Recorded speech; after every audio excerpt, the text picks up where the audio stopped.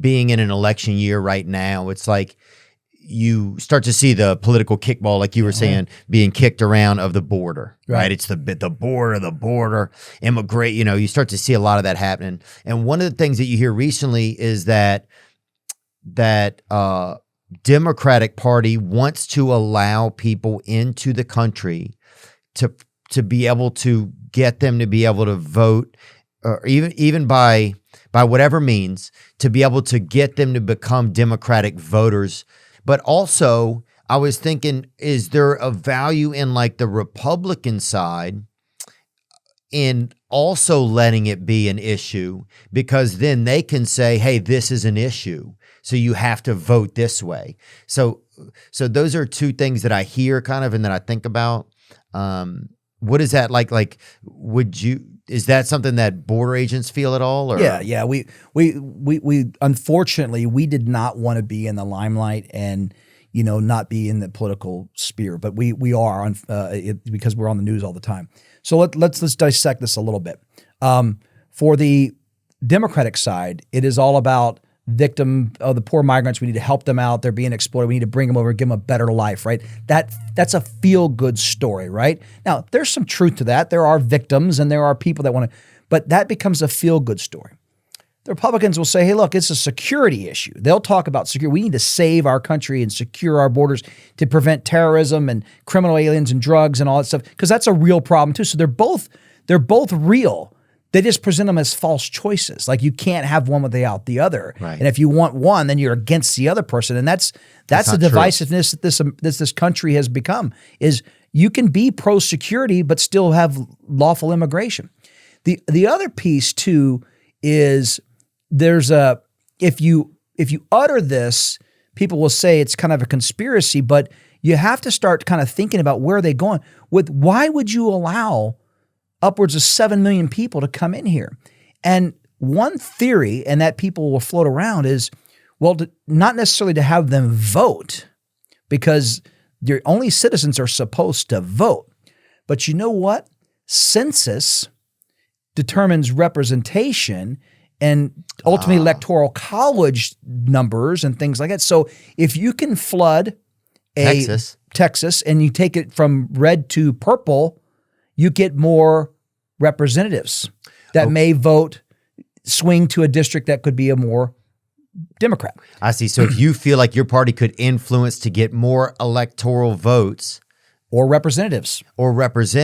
So if you feel like your party could get more representatives because there's a larger population in that area, right, and you feel like you got the ability to get more players in the game, then you're going to be pro that. That is like, without the truth, without somebody saying, well, here's why we're letting 7 million people in, you kind of start floating these ideas. And I'm not saying that that's the case, but if you look at it, if you have a state that is split 50-50 when it comes down to Republicans and Democratic elected representatives, but you can put in 5 more million people into that state, and the next time they redistrict or do a census and okay, well, you get to increase the number of representatives, and it's leaning one direction or the other. You're going to lock in. Yeah, and look how close the House is right now. Yeah.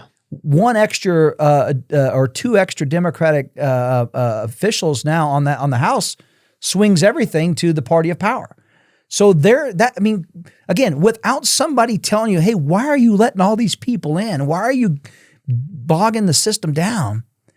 Someone floats that idea. It's like, well, if that's the truth, it's evil genius. Great. At least we know. Now we can work, the devil you know versus the devil you don't know, right? Right. And that's because for the life of me, I can't make heads or tails of why this would happen, right? So as an agent, you're like, these people should be given a hearing and removed because they're not going to meet the merit.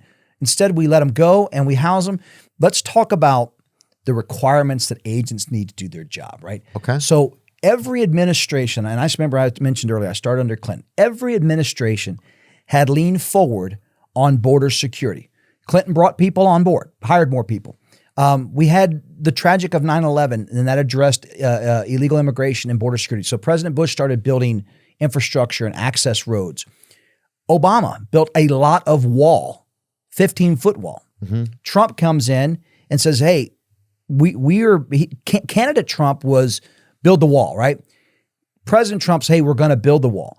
But Canada Trump? Candidate, when he was candidate, Oh. when he was running for president, he was build the wall. That was a campaign slogan. When he became president, he's like, we're going to do this.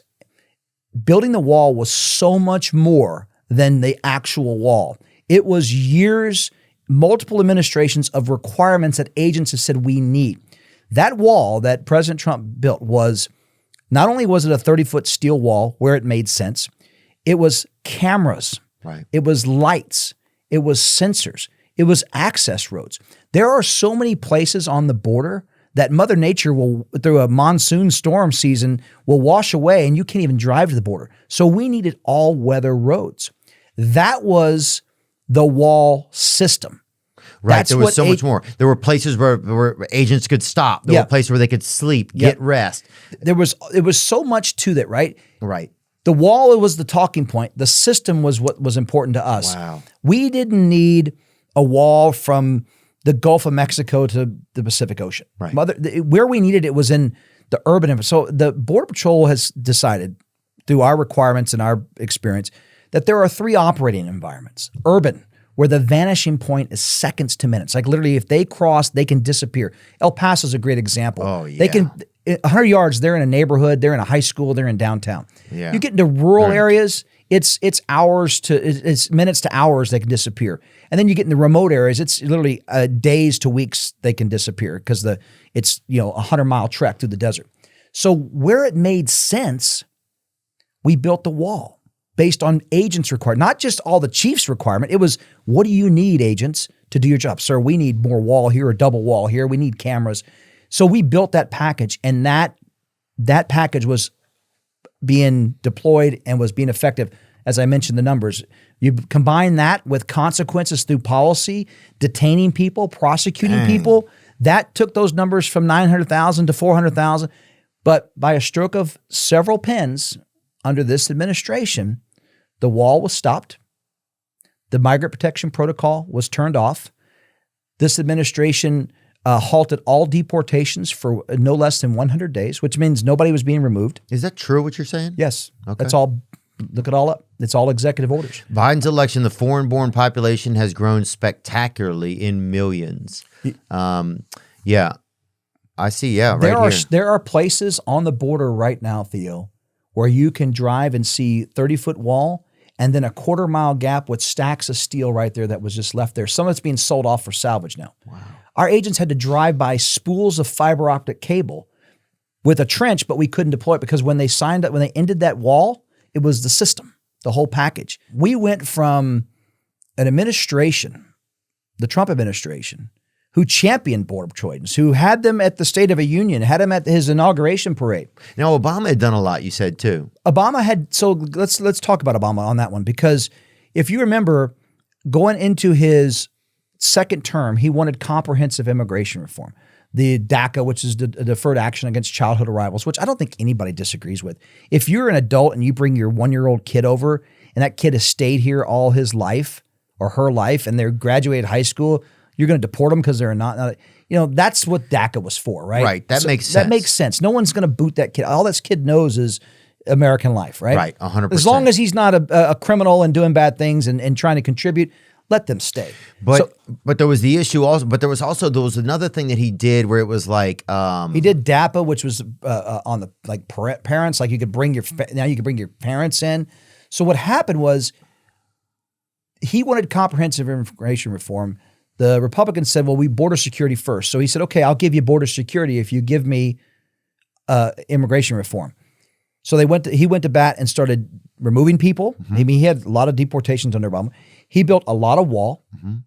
And then in typical political fashion, they argued over the definition of border control, operational control of the border. And so the left and the right started the political football back and forth. What does control mean? What's an effective level of control? Obama said, okay, enough's enough. I'm just going to start doing, I'm going to start writing this as executive fiat and do executive orders. And I'm going to start allowing people to stay here. I'm going to do that. And that's what he did. And that's when it kind of went, look, the Republicans at that point missed an opportunity.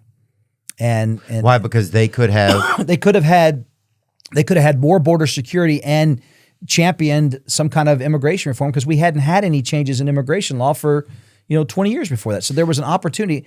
And to Obama's credit, at least on the front end, now I don't know I'm not going to get into all the behind the scenes stuff, but at least on the front end, he gave it the old college try. I'll give you security, but you got to give me something in return. And when we argued on the definitions, semantics of it. Yep. He said, fine, I'm going to do my own thing. And we're going to start letting, he started doing his own executive actions. And that was a pull factor. So we started seeing this huge increase of people in 2012, 13, and 14 under the second term of Obama. Why? Because you mean they're seeing these reactions in the news and stuff like that, and they're knowing, okay, now's the time. Now's the time to come. He's not going to remove you. He's going to reunite families. He's going to do all this stuff. So people just started. For most of last year, we hovered over 10,000 arrests a day. Okay. Right now, we're sitting around 6,700 arrests a day. So now we're at twice that. Twice that. It was a full blown crisis under Jay Johnson and Vice President Biden. And fast forward, we've doubled that, yet we won't acknowledge the crisis from the White House now. Wait a second, what happened? And then in between, you had President Trump who tried to fix it and was making huge progress, only to be kind of, the media hated him. Yeah, oh yeah. Well, that was even though now some of the Democratic policies are turning into the Republican policies. They're like coming over because at a certain point, there's no argument against organization. Right. There's no argument against like investing in our infrastructure and wanting to have this machine run well. Back to the politicalization of the border.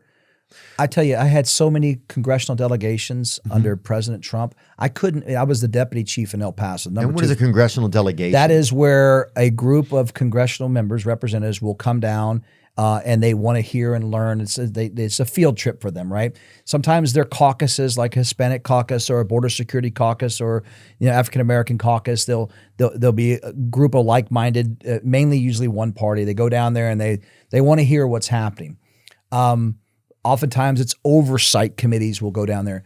Under President Trump in El Paso, I kid you not, I couldn't turn around without tripping over a congressional delegation wanting to point the finger at big bad Trump and what he was doing and all the people. That was when the AOC said they were drinking out of the toilet. All that kind of stuff was when I was there in El Paso. Completely ridiculous.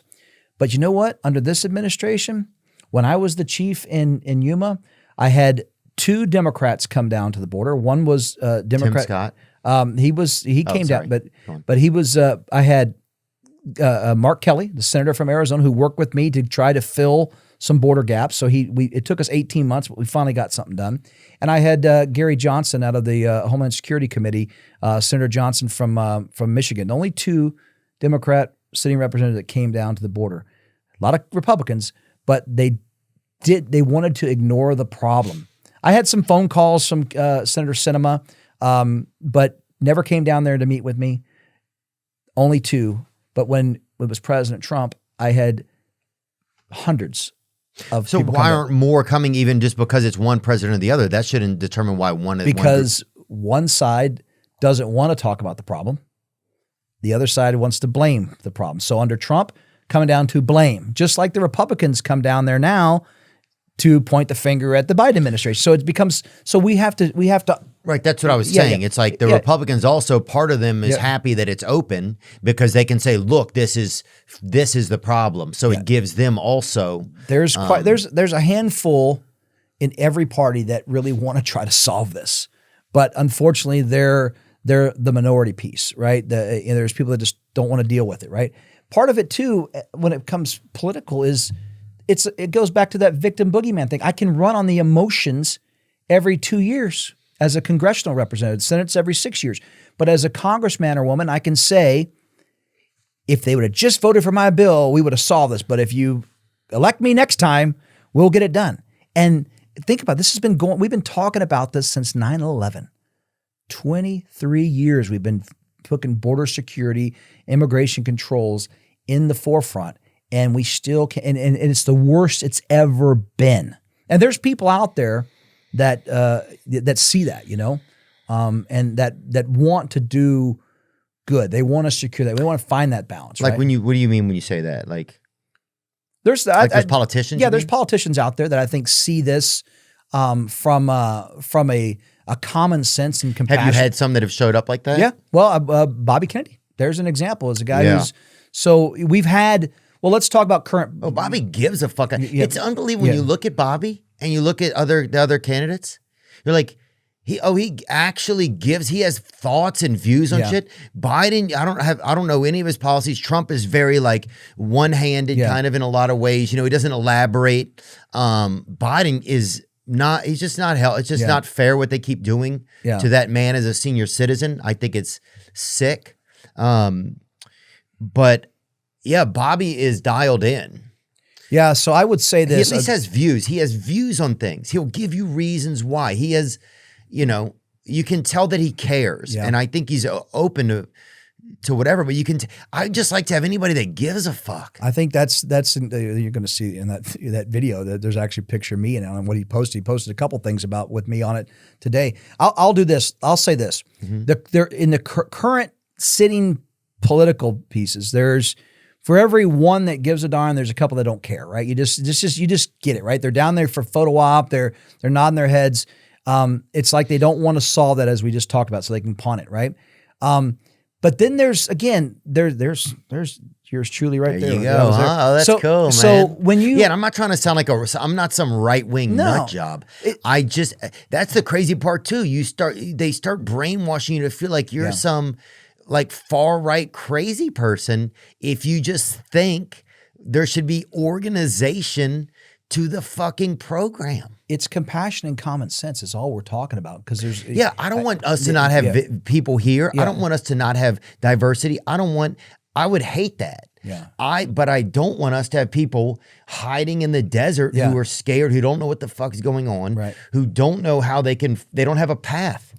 Both people need immigrants to have a path. It seems like the current elected class, if you will, and I'll just say the former politicians, current politicians, they present you with false choices. Like you can, and we've talked about it a little bit today. You're either for it or you're against it. You can't be one or the other. No, that's not true. That's not true. You know, there is some common ground, and that's what anybody, to include yourself, that's why we're here today, that wants to learn facts, to learn about the border, or come down to the border and see what's going on. Not just a photo op, not just saying I've been there to check a box, but literally go down there and spend some time.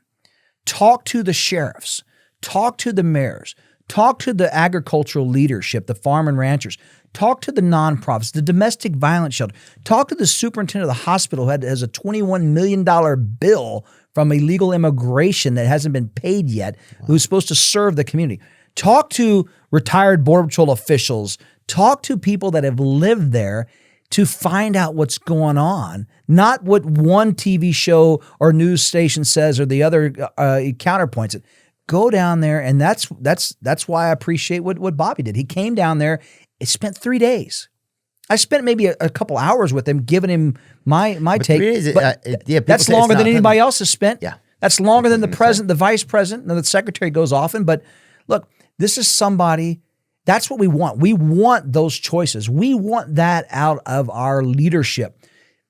Whether it goes anywhere or not, you come down there and you listen. Yeah. And when you listen, you can pause and you can maybe learn and maybe make a difference. And I think that's the critical piece. As a country, as we talked about earlier, we want choices. We want options.